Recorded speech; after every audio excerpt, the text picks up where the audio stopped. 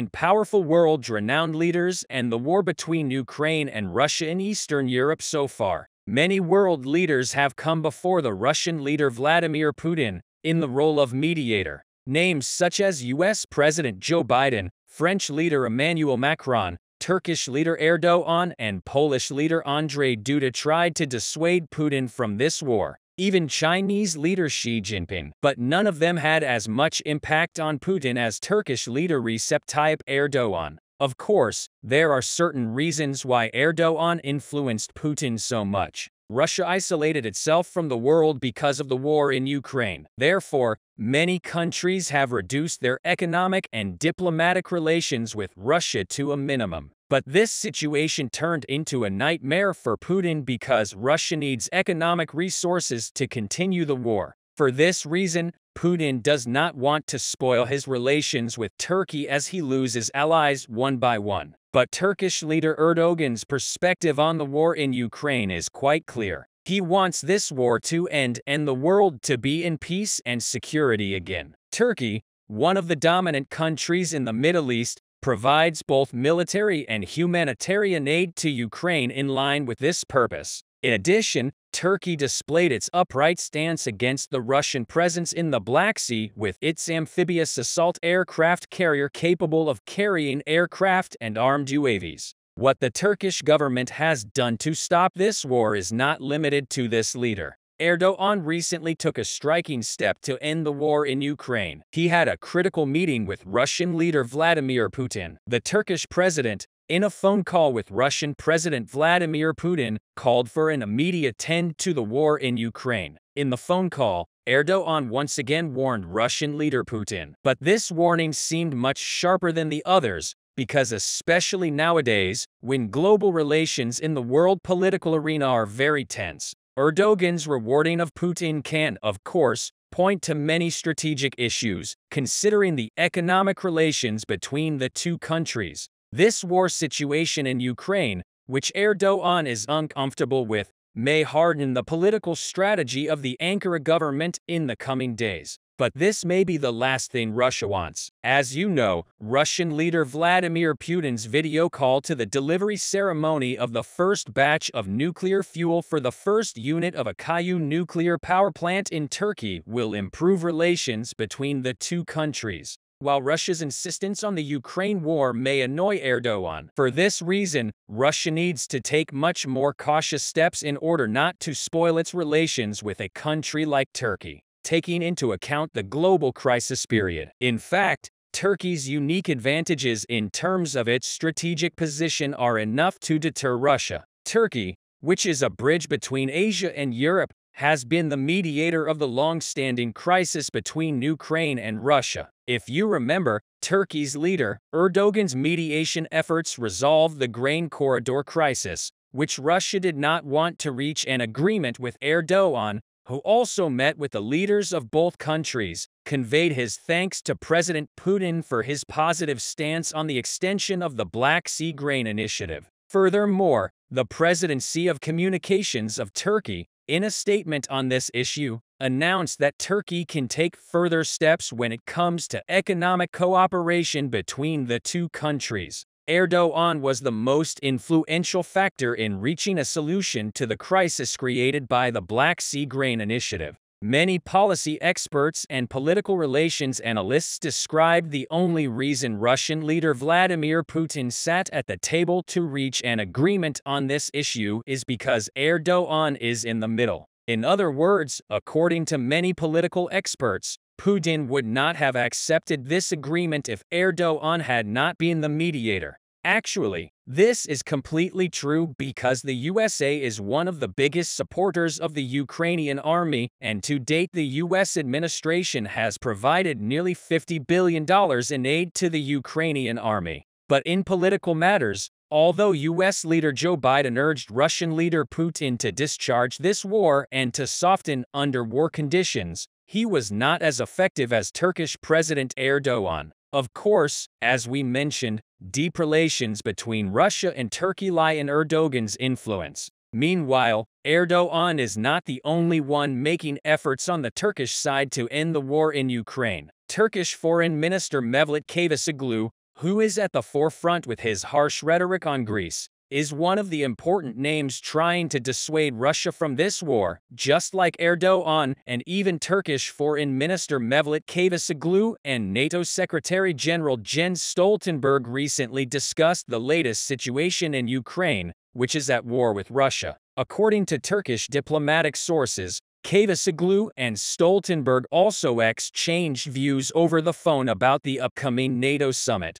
and alliance expansion. The NATO summit, which was mentioned in the meeting, will take place on July 11th and 12th in Vilnius, the capital of Lithuania. This critical step by Cavusoglu received great appreciation from all countries of the world, mainly NATO. After all, the Turkish foreign minister is one of the political officials who have done the most work on this issue after Erdogan. But first of all, the meeting between Russian leader Putin and Turkish President Erdogan is expected to yield results as soon as possible. The biggest reason for this may actually be due to the fact that NATO is expanding day by day. The NATO alliance, which gained strength with the participation of Finland, became the most important diplomatic phenomenon that interrupted Russia's invasion of Ukraine. Russia is now bordering on a new deterrent military power. Russia, which became more isolated with Finland's participation in NATO, is trying to get closer to China, especially these days.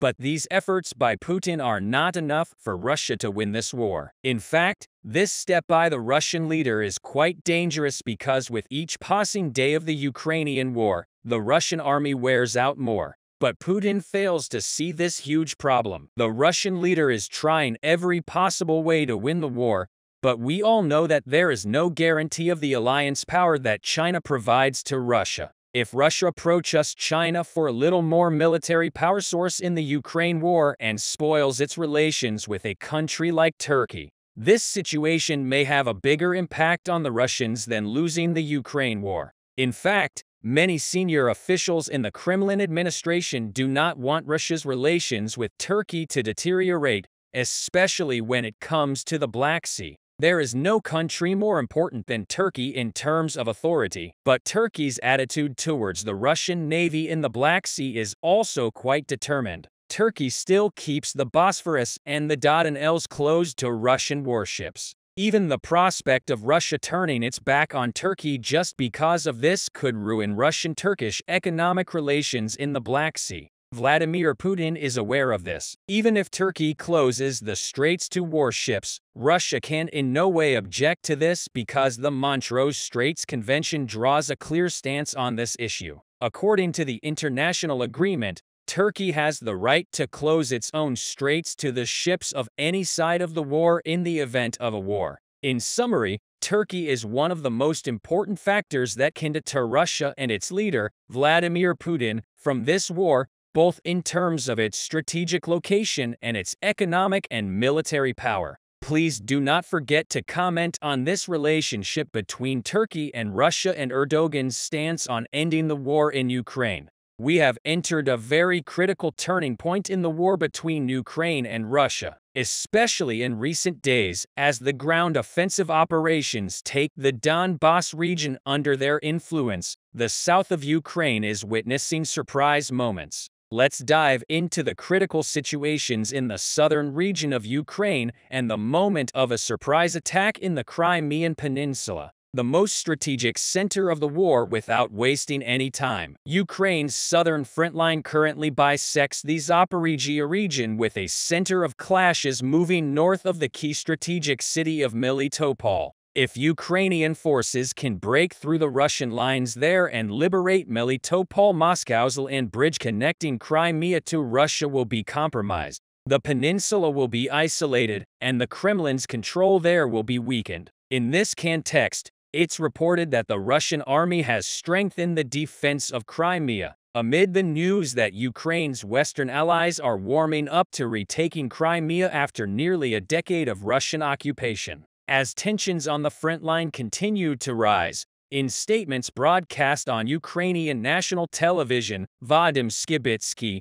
representative of the main intelligence directorate of the Ukrainian Armed Forces, claimed that military intelligence in the region shows that forces on the peninsula are constantly ready for war, and that in some sectors, Russian forces were seen evacuating. In addition, there is activity in the trenches on the coast, indicating that a marine amphibious operation may take place on the peninsula at the moment. The main intelligence directorate of Ukraine constantly monitors everything related to the activities of the military group in the temporarily occupied Crimea. Indeed, on the territory of the peninsula, the Russian forces are currently preparing for defensive actions. Crimean infrastructure is currently being kept in combat-ready condition by Russian forces. It was claimed that 60 Russian war helicopters were on the alert as powerful land and aviation components on the territory of Crimea. Many of these claims were echoed by the Institute for War Studies, which studied satellite imagery showing Russian forces continuing to build defensive fortifications in southern Ukraine along the Crimean border.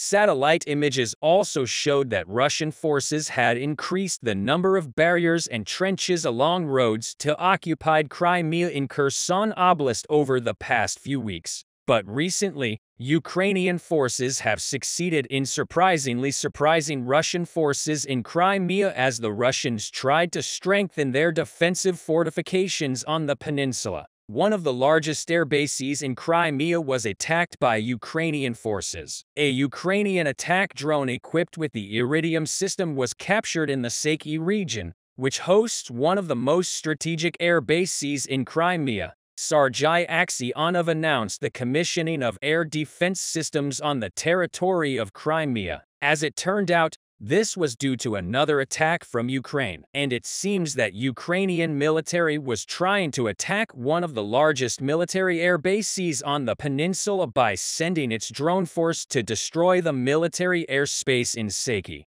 In the photo provided for the attack, you can see one of the drones targeting the Seki airbase. The drone seen in the photo was shot down by Russian air defense systems in the region of Crimea. It turns out that this UAV is equipped with the Iridium system, a global positioning system. According to experts, the Ukrainian army tried to prevent the operation of electronic warfare equipment on the peninsula with this airstrike. This drone attack caused serious concern not only in Seki, but also throughout Crimea. It was claimed that the load carried by the Ukrainian unmanned aerial vehicle was quite effective and destructive. Such attacks on the peninsula showed that the Ukrainian armed forces are in an effort to retake Crimea. After this striking attack, Ukraine's representative in Crimea, Tamila Tashever, predicted that the effort of the Ukrainian forces to retake the peninsula would create despair among those who believed in Russia's ability to wage an offensive war in Ukraine. On the other hand,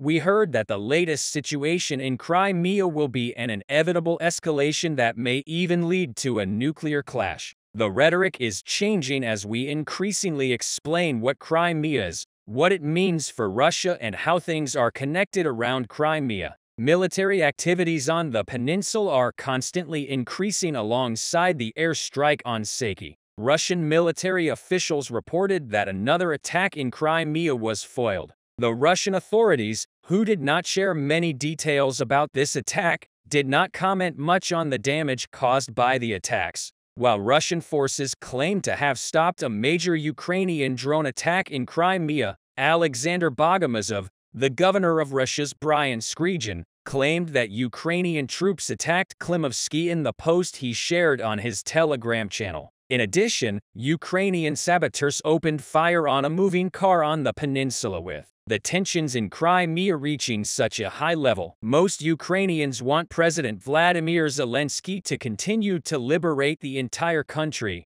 according to the 1991 Borders. A survey of more than 2,000 respondents representing the national population, published in March by the International Institute of Sociology of Ukraine, revealed that 64% of Ukrainians believe that Kiev should retake all the territory occupied by Russia since 2014. Moscow demands that any peace talks begin with a recognition of its occupation of Ukrainian territory, while Kiev demands the withdrawal of all Russian troops from its territory in line with the 1991 borders. Despite almost 13 months of suffering, destruction, and high casualties on the battlefield, most Ukrainians seem determined to continue the war. While 87% of Ukrainians surveyed by KIS say that they are against any territorial concessions, in Ukraine, 9% are undecided. Western leaders, on the other hand, claim that Kiev will clearly decide how and when the war will end. But recent war reports suggest that officials specifically implied that some kind of concessions to Zelensky might be needed to stop the war.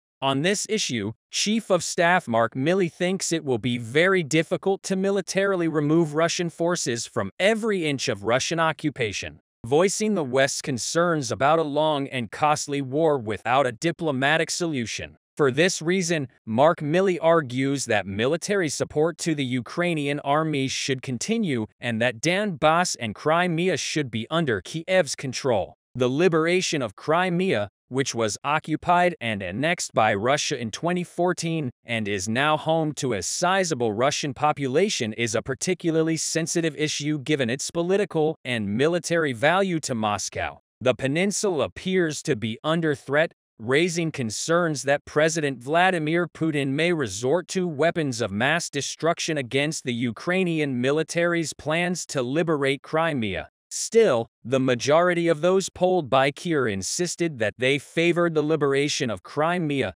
despite the risk that it would lead to a decline in Western support for Ukraine. Also, 24% of respondents surveyed by Kiev reported that they preferred an alternative in which occupied Donbass was fully liberated. But Ukraine avoided military operations on the Crimean Peninsula. But Ukrainians and residents of the peninsula want to see a free Crimea. Oleksandr Murashko, a member of the Ukrainian parliament representing Zelensky's Servant of the People Party, noted that Kiev still has a long way to go in order to fully win over its Western partners on the Crimean issue. In this regard, we see a gradual change in the position of Western states. So Ukraine's Western partners are increasingly inclined to support the liberation of Crimea. On the other hand, Kiev continued to pressure Crimea throughout Russia's large-scale invasion and ignored the Kremlin's threats of violent retaliation. Ukrainian forces launched multiple operations against Russian military infrastructure on the peninsula and even in October detonated a bomb truck over the structure, forcing it to temporarily close the Kerch Strait Bridge, the main symbol of Russian control over Crimea. This attack was a turning point for the Ukrainians, and Crimea was constantly targeted by the Ukrainians after this attack. It is believed that in the coming days, the much-anticipated Great Crimean Offensive will be launched by the Ukrainians. We will see together whether such a striking attack against Crimea will take place. The Russians encountered a lot of problems with developing their offensive operation, which resulted in delays in the engagement of the prepared troops. This allowed the Ukrainian intelligence to analyze the situation and finally understand where the Russians wanted to deliver their main blow. The action was already taken and the Ukrainians started building a decisive line of defense. In the northern part of the Luhansk region, Russian sources reported that they are still struggling to establish full control over Dvorichna and Henichsk. The Ukrainians here are reportedly leveraging their positions in the forest and across the river to assault the Russians in the region,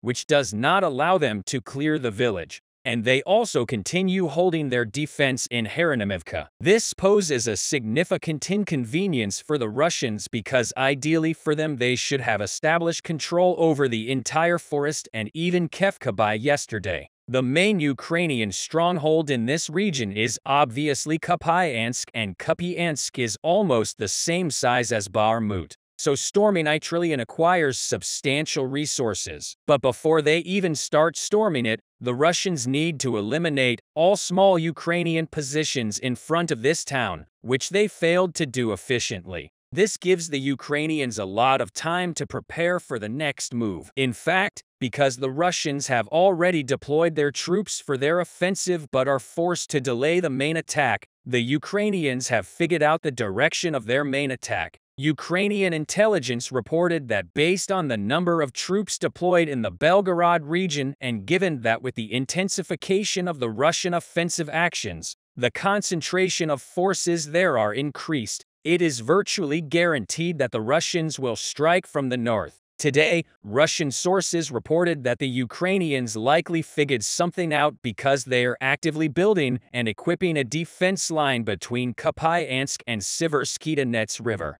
This is a very convenient place to defend against a massive attack because it gives the Ukrainians an opportunity to hold the fence along the river and force the Russians down the final in between the rivers. In this case, there is no need to stretch resources along a vast front line, which allows being more flexible with reserves. In the southern part of the Luhansk region, both parties advanced in their main directions. The Russians continued to push from Pleskenka and Novovodian on Makiivka, and according to some sources, the fight shifted closer to Makiivka and are now taking place near the lakes and ravine. Simultaneously, the Ukrainians pushed the Russians in Pleskenka from the Zhuravka ravine, and now the fights are taking place only 700 meters away from the settlement. The Ukrainians are also maintaining their bridgehead around Chervona Popovka, and even though they are not trained to penetrate Russian positions anymore, staying here causes significant problems for the Russians because it restricts their movement. The Ukrainians here control not only the local heights,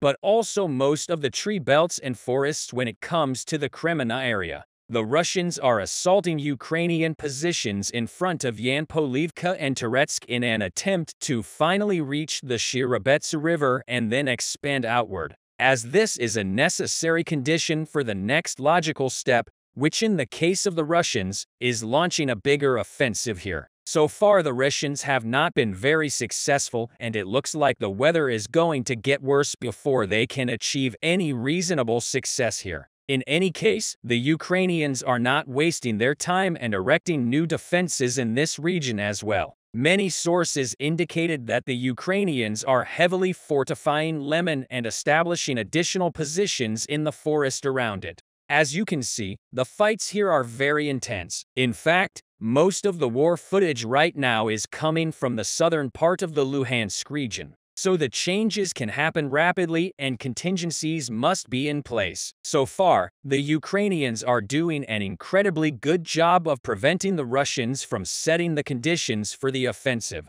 The Russians still have not reached the Oskil River in the north, and they still have Natrilyaniakid, the Yarabes River in the south, which is behind the Ukrainians. A lot of valuable time. The Russians have about 5 weeks around Kupiansk and 4 weeks around Kremina. On top of that, today, Polish President Andrzej Duda stated that Ukrainian soldiers are already trained to operate low-power tanks. At the sources specified that 105 Ukrainian soldiers had arrived at the training camp. The training should take between 6 and 8 weeks, which implies that by the end of April they will be ready to use them in Ukraine. And some Ukrainian troops are already getting ready for the long run because today footage appeared showing Ukrainian tank crews who are trained to use Abrams tanks.